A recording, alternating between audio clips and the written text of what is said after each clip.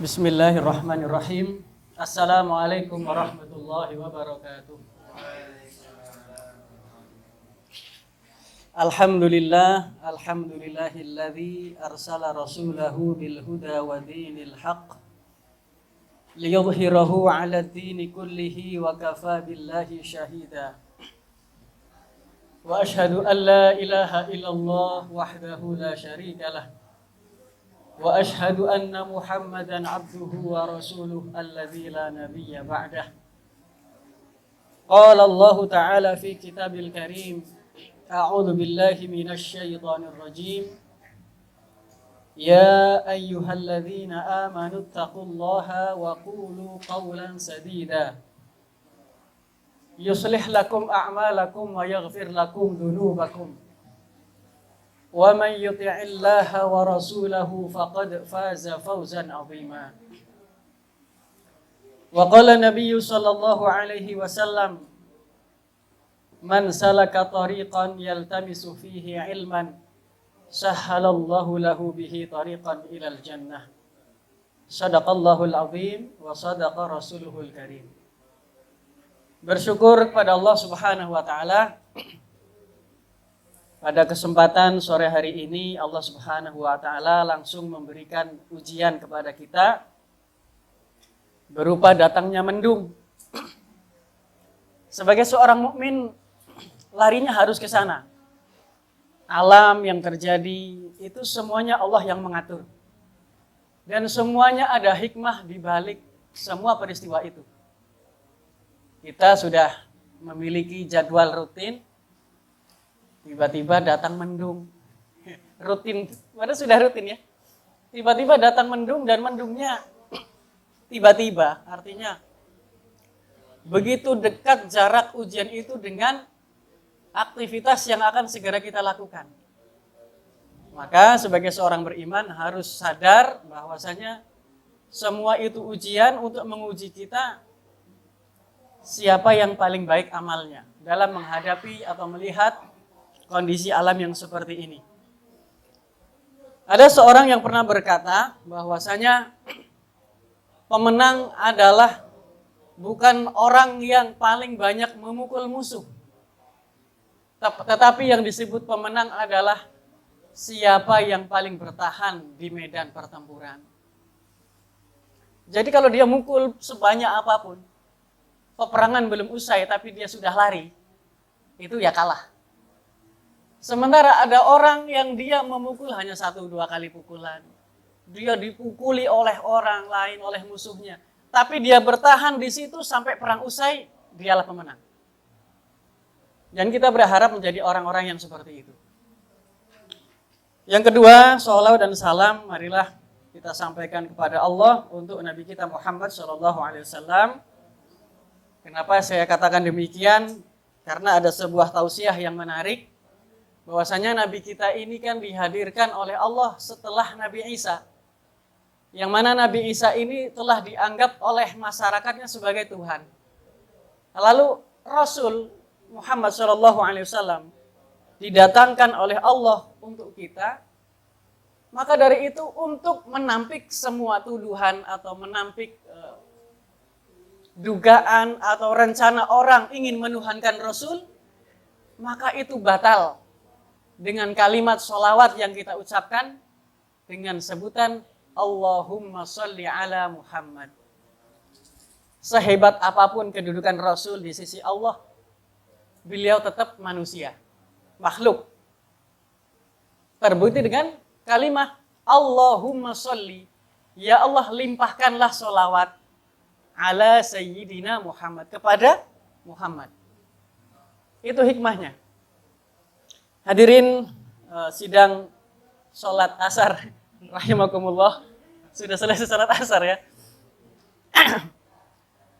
Kita ini sedang berlatih untuk istiqomah. Maka tidak ada cara lain selain diri kita lah yang kita latih.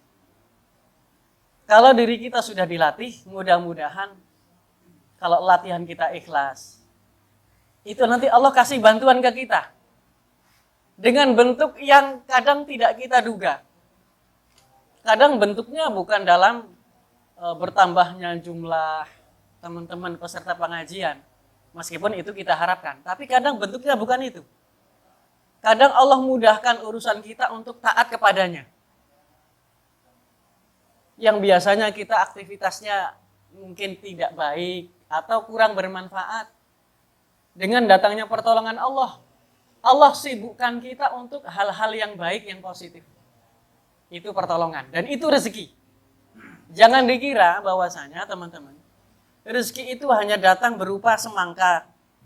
Meskipun itu juga rezeki, tapi tidak melulu atau tidak serta-merta rezeki kita yang seperti ini. Ada kalanya rezeki itu datang berupa dihadirkannya saudara-saudara yang baik, yang peduli, teman-teman yang baik. Karena di zaman sekarang, Bapak Ibu sekalian, cari bi'ah lingkungan yang baik itu agak susah. Dan saya bersyukur bisa berada di tengah-tengah teman-teman semua. Insya Allah teman-teman adalah orang yang baik. Dan kita berharap berkumpulnya di sini adalah berkumpulnya pula kita nanti di surganya Allah Subhanahu wa taala. Apalagi ada seorang Badui, yang orang Arab Badui ini orang Arab pinggiran yang nanti akan kita bahas insya Allah. Pernah datang kepada Rasul bertanya, "Ya Rasul," mereka biasanya jarang menyebut Rasul, menyebut nama langsung. Mereka itu kurang beradab. Arab Badui itu kurang beradab. Sebut nama. Ya Muhammad, mata sa'ah. Wahai Muhammad, hari kiamat itu terjadinya kapan? Maka Rasul bertanya, yang penting kamu sudah mempersiapkan apa untuk menghadapi itu?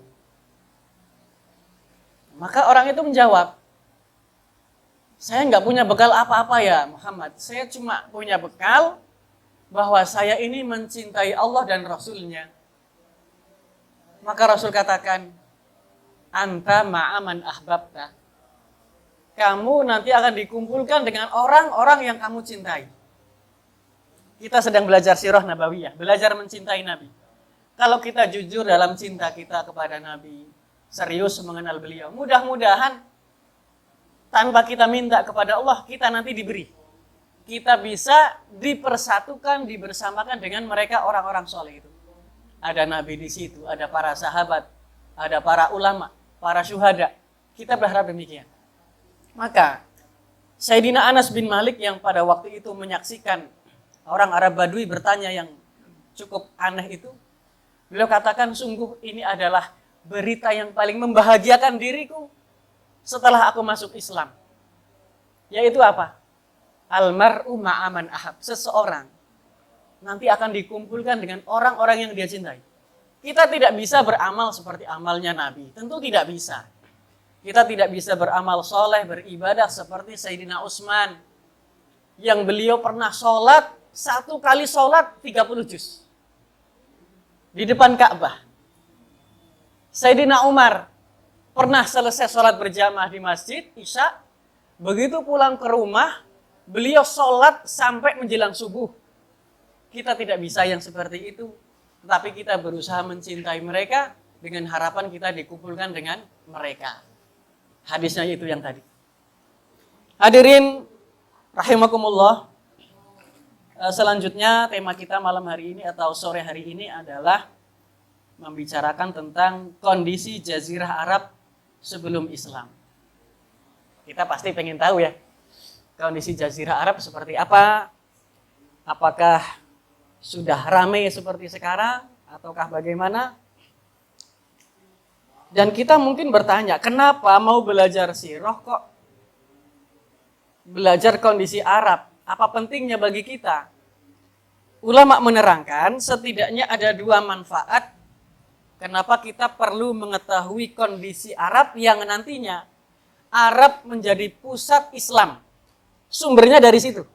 Sumbernya dari situ, orangnya juga orang situ, orang Arab. Nabi kita orang Arab. Maka ulama menjelaskan pentingnya kita mengetahui Jazirah Arab adalah agar kita mengetahui situasi dan kondisi Jazirah Arab sebelum Islam itu hadir di tengah-tengah mereka. Yang kedua, agar kita paham manakah itu adalah dari budaya Arab, dan mana pula ternyata itu dari syariat. Bahasa mudahnya bagaimana ya yang kedua ini?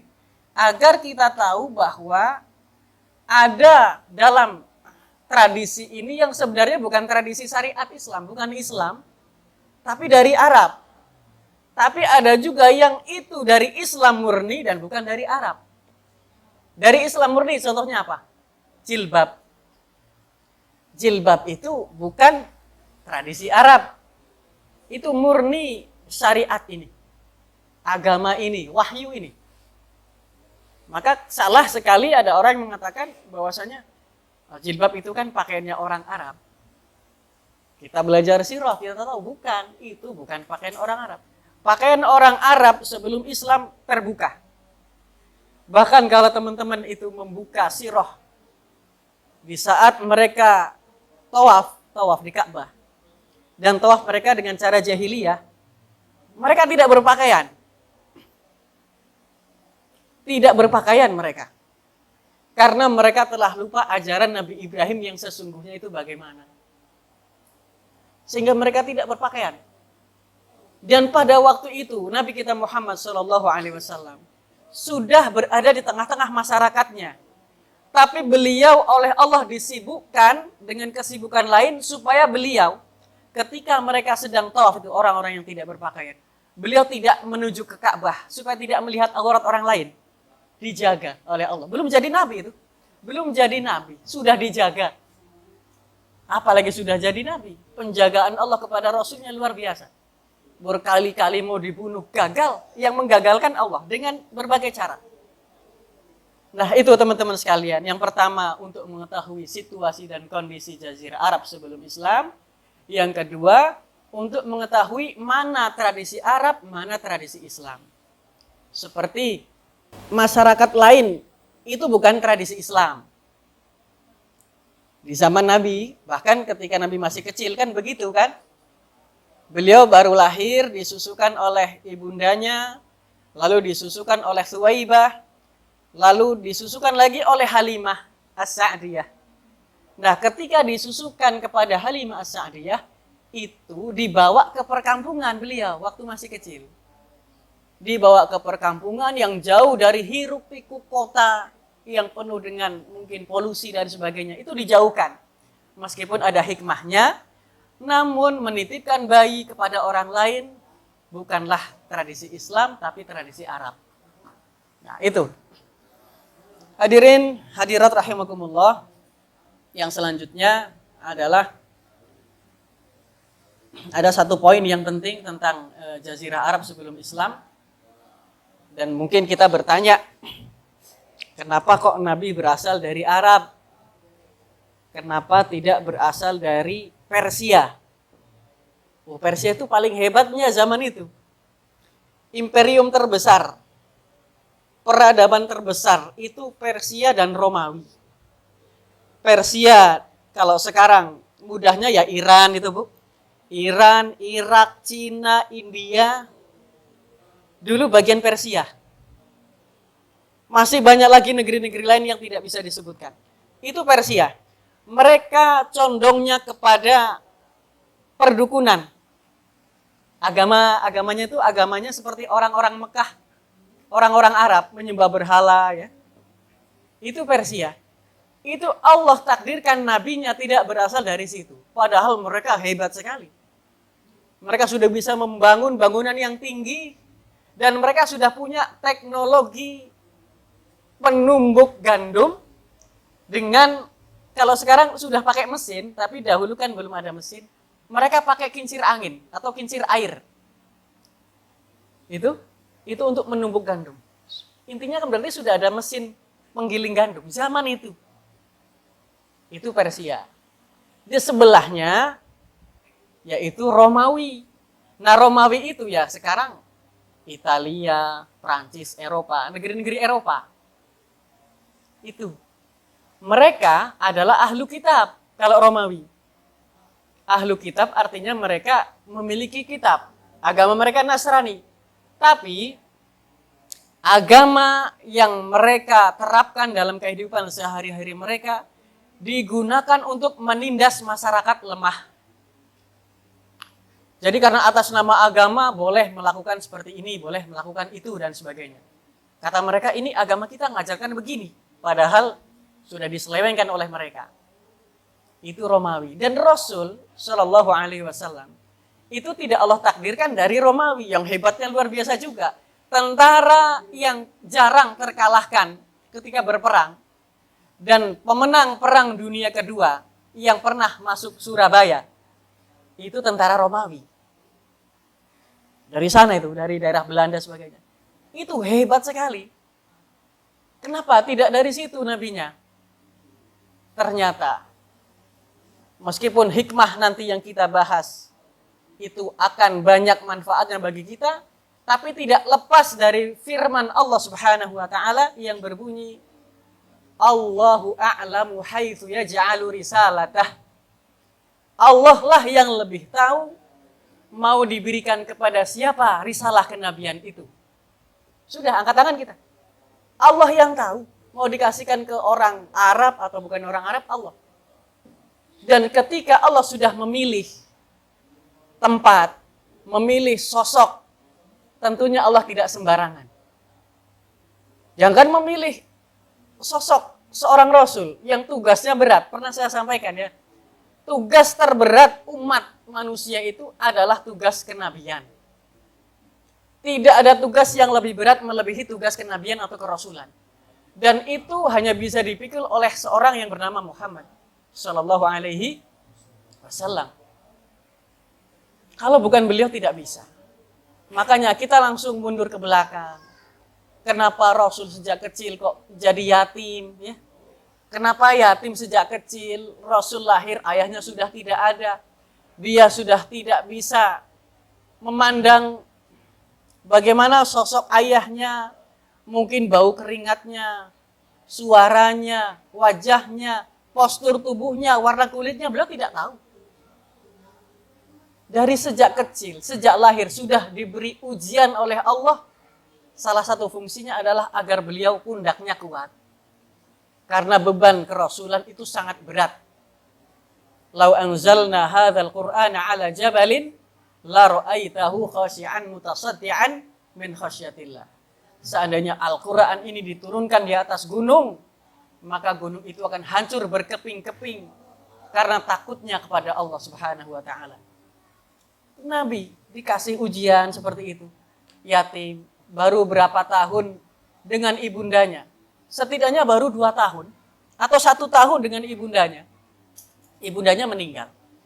Karena kan setelah beliau melahirkan Rasul, melahirkan Muhammad, dititipkan ke Halimah As-Sa'diyah. Kalau perjanjiannya kan hanya 2 tahun. Di perkampungan itu 2 tahun. Karena Halimah As-Sa'diyah merasakan bahwasanya betapa berkahnya bayi ini. Begitu dia saya gendong, air susu yang tadinya kering tiba-tiba lancar mengalir. Sampai-sampai anak kandungku pun ikut menyusu dengan kenyang. Dan malam itu kami bisa tidur pulas.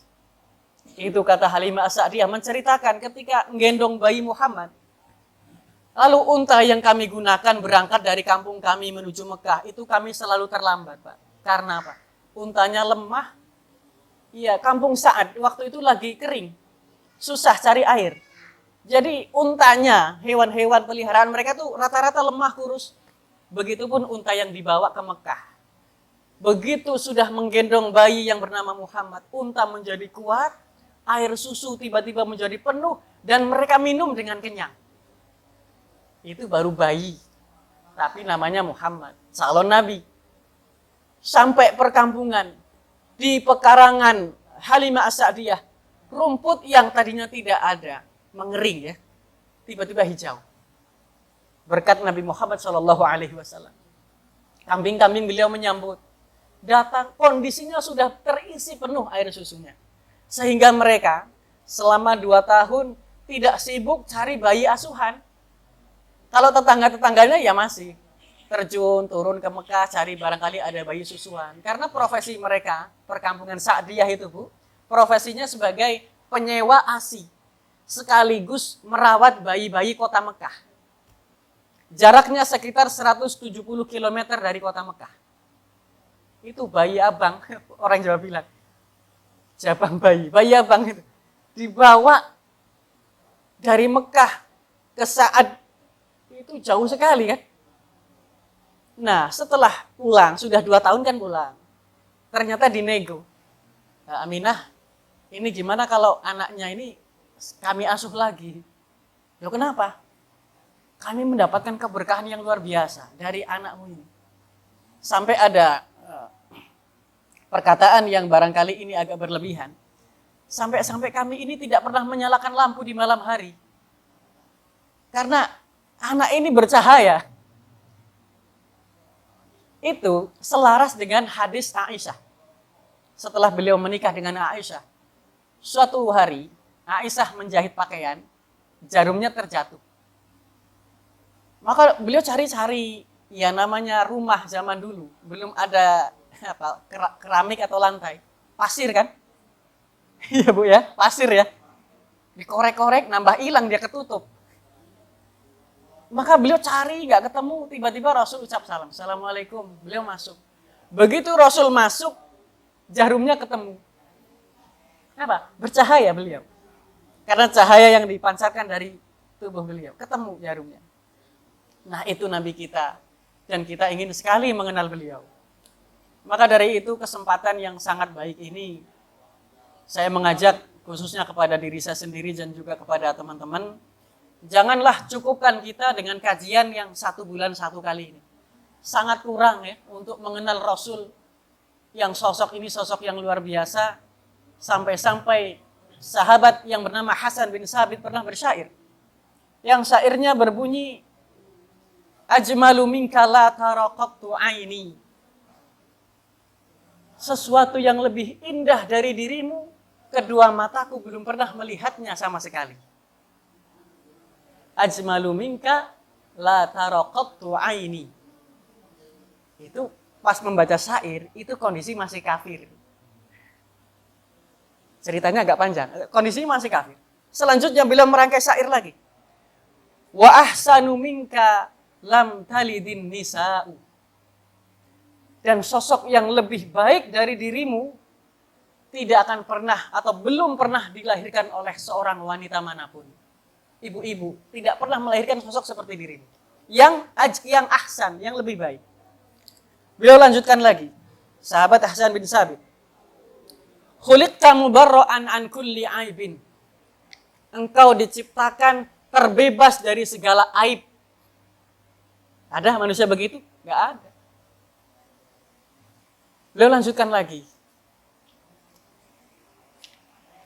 Ka'annaka qad khuliqta kama tasha'u. Seolah-olah engkau dilahirkan ini atas permintaan dirimu sendiri. Keren kan?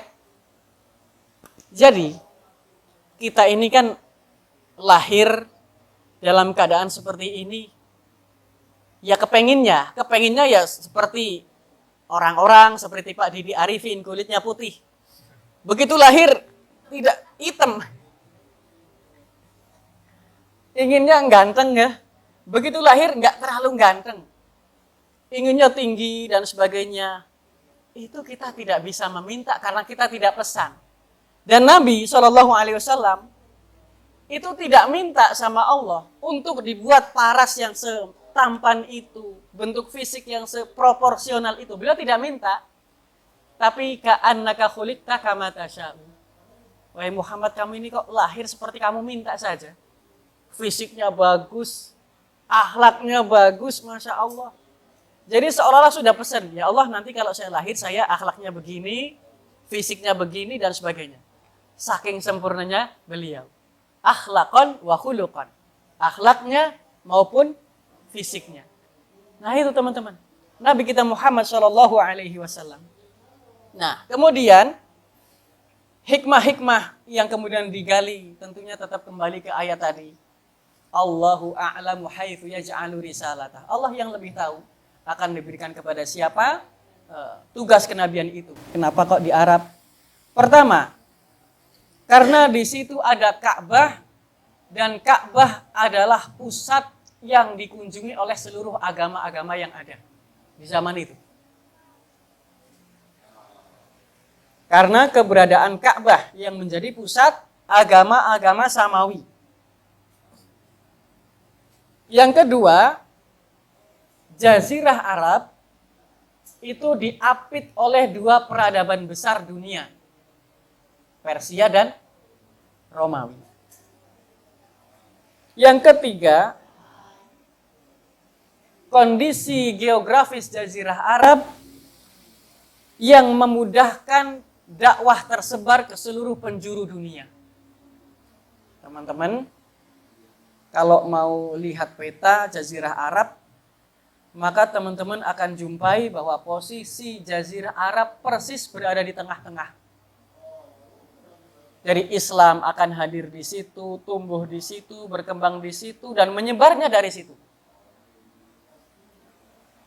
Bayangkan kalau Mekah ternyata Islam ini hadir ternyata di kutub utara, yang pojok dunia.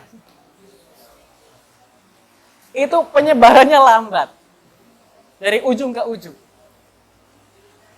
Yang selanjutnya,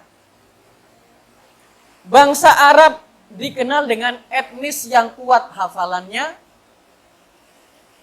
keberaniannya, dan kedermawanannya, serta kekuatan mereka dalam menjaga harga dirinya.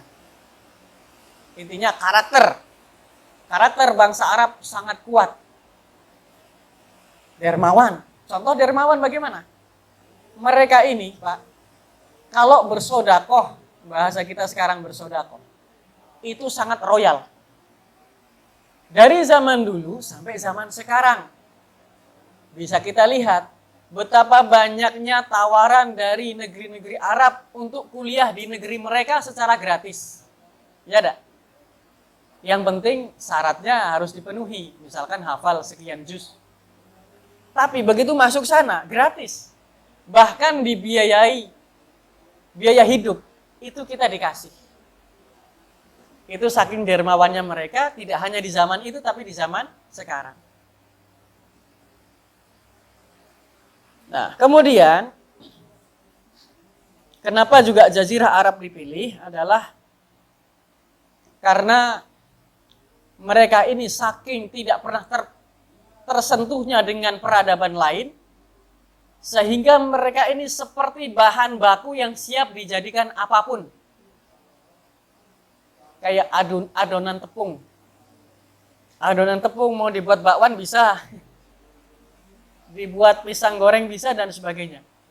Dan ternyata yang mengolah adalah Rasul Shallallahu Alaihi Wasallam. Mereka dijadikan sebagai khairu ummah, sebaik-baiknya umat. Sebaik-baiknya umat itu syaratnya ada 3. Al-Quran menyebut tu'minuna billah, kemudian beriman kepada Allah, lalu beriman kepada Rasul, beriman kepada Allah, amar ma'ruf dan nahi mungkar. Ketiga-tiganya ini syarat untuk menjadi khairu ummah, umat terbaik.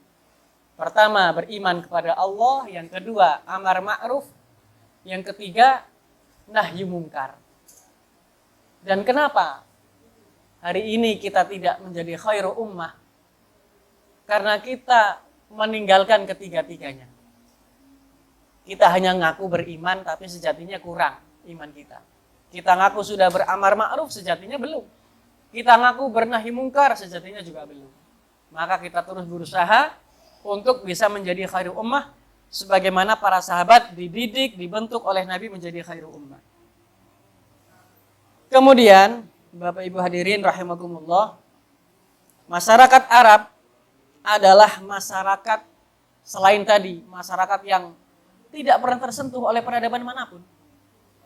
Mereka adalah masyarakat yang kata Allah, asyaddu kufran wa nifaqan. Al-a'rabu asyaddu kufran wa nifaqan. Masyarakat yang paling kufur, paling munafik. Dari sisi lain begitu. Kenapa bisa demikian? Ada sebuah peristiwa di saat Nabi SAW menciumi putra-putra beliau, menciumi anak-anak. Maka datang orang Arab Badui, datang. Orang Arab Badui heran melihat Rasul menciumi anak kecil. Ya Rasul, apakah kamu juga melakukan hal yang demikian? Artinya, kamu juga menciumi anak kecil? Ya Rasul yang ditanya semakin heran. Beliau balik bertanya, lah memangnya kamu nggak punya anak di rumah? Kata orang ini, saya punya anak 10. Tapi satu pun dari mereka belum pernah ada yang aku cium sama sekali. Arab Badui. Asyaddu kufran wa nifaqan. Rasul agak kecewa dengan orang ini. Kemudian Rasul suruh orang ini pulang. Irji. Pulang kamu. Ciumilah anak-anakmu. Karena aku khawatir rahmat Allah dicabut dari dadamu. Ada lagi apa? Orang Arab Badui. Orang Arab yang susah sekali tersenyum mereka ini. Susah tersenyum. Sampai Rasul memotivasi dengan hadisnya yang dihafal oleh anak-anak kita. Tabassumuka fi wajhi akhika shadaqah. Senyummu di hadapan saudaramu adalah sedekah. Itu kenapa harus dimotivasi seperti itu? Mereka susah sekali senyum. Pertanyaannya buat kita sekarang, kita sudah beragama Islam sudah lama, bahkan mungkin sudah ngaji, sudah rajin ke masjid, sholat berjamaah, saum sunnah, baca Quran. Tapi kalau dengan saudara seiman kok masih sulit tersenyum, jangan-jangan sifat kejahiliahan masih tersisa di jiwa kita. Ada kerak-kerak jahili yang susah dihilangkan. Sama-sama kita gosok dengan pengajian-pengajian. Nah sekarang kan kadang saya jumpai, bahkan tidak kadang, sering kita jumpai di masjid selesai sholat, mungkin karena melihat pakaian yang auratnya tidak tertutup sempurna, dia muslim, sholat berjamaah juga dengan kita. Tapi mungkin karena orang ini dilihatnya kok kayak nggak layak menghadap Allah masuk masjid seperti ini, sehingga orang seperti ini kadang tidak dikasih porsi senyum yang cukup. Iya enggak? Dia saudara kita, seagama, dia sholat berjamaah. Tapi kadang kita mau senyum dengan orang yang seperti itu kadang agak bagaimana. Padahal ya, tabassumuka fi wajhi akhika shadaqah. Nah itu teman-teman, orang Arab itu begitu. Al-A'rab, Arab-Arab Badui. Nah lalu akan kita lihat bagaimana kondisi sosial di Arab zaman itu. Bagaimana? Mereka sangat terbelakang secara sosial. Yang di bawah, ya sudah di bawah terus. Yang jadi budak terus. Dihinakan dan sebagainya. Yang jadi penguasa, jadi juragan, itu jadi bos besar. Ia akan jadi bos terus. Tapi begitu Islam hadir menawarkan kepada kaum muslimin bahwasanya budak dan juragan sama-sama hamba Allah Subhanahu wa taala, yang menentukan posisi mereka di hadapan Allah hanyalah ketakwaan. Ayatnya gimana, Pak? Saya sudah pernah hafal tapi lupa sekarang.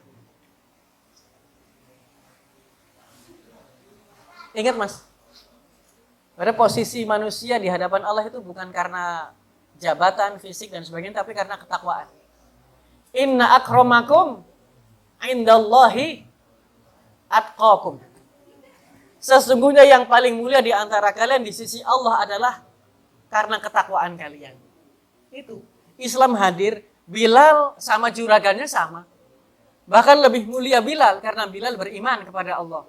Juragannya Umayyah bin Khalaf, matinya mati kafir dia. Mati kafir. Dan hina di hadapan Allah. Bilal diinjak-injak, tidak dianggap manusia bahkan.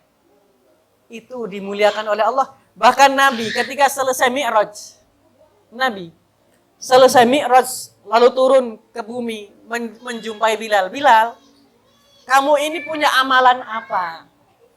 Sehingga sendalmu mendahuliku masuk surga. Bilal menjawab, Ya nggak ada Rasul. Saya apa yang Anda ajarkan itu yang saya lakukan. Tapi saya punya satu amalan, yaitu saya senantiasa menjaga wudhu saya, dan selesai wudhu saya langsung sholat 2 rakaat. Kata Rasul, itulah kenapa suara sendalmu aku dengar sudah ada di surganya Allah Subhanahu wa taala. Itu budak, itu sendalnya sudah duluan di surga. Kita yang bukan budak, belum tentu. Karena apa? Karena ketakwaan Bilal kepada Allah Subhanahu wa taala. Yang beliau ini dicintai oleh Allah dan dicintai oleh Rasul. Bukti bahwa beliau dicintai Rasul adalah ketika Bilal pergi meninggalkan Madinah, Rasul masuk ke dalam mimpinya Bilal. Kata Rasul, wahai Bilal, ma hadzal jafa. Bilal, kamu sudah lama sekali tidak mengunjungiku. Dalam mimpinya Rasul mengatakan demikian. Maka Bilal terbangun dari tidurnya, kemudian segera pamitan kepada istrinya dan berangkat bertolak ke Madinah. Menghadap Rasul. Rasul sudah di makam. Rasul sudah dikuburkan, sudah lama. Dan itulah sebabnya kenapa Bilal pergi meninggalkan kota Madinah. Karena beliau tidak tahan melihat kondisi Madinah yang senantiasa di situ terbayang Rasul terus. Itu ada orang yang begitu ya.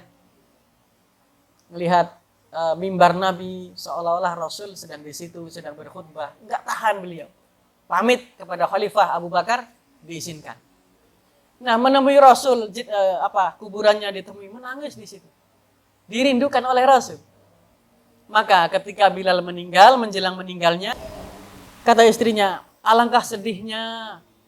Kalimat itu terdengar oleh telinga Bilal yang Bilal sedang sakarat, sedang sakit. Beliau buka matanya. Apa katamu? Ini bukan kesedihan, ini kebahagiaan.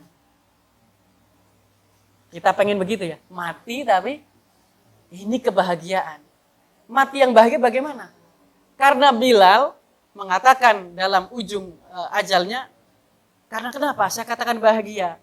Ghadan nalqal ahibbah Muhammadan wa hizbah. Karena kalau aku mati, berarti sebentar lagi aku akan segera bertemu dengan orang terkasih. Al-ahibbah, orang terkasih. Muhammad SAW wa hizbah. Dan para sahabatnya yang telah gugur mendahului saya. Meninggal beliau dalam keadaan seperti itu. Nah, kita seusia ini belum mengenal Nabi dengan baik. Maka dari itu mari terus belajar. Dan saya senantiasa memotivasi teman-teman yang belum pernah belajar sirah, ayo belajar sirah. Inginnya teman-teman itu lebih mengenal lagi sebagaimana para sahabat mengenal Nabi. Sebagaimana sahabat mencintai Nabi.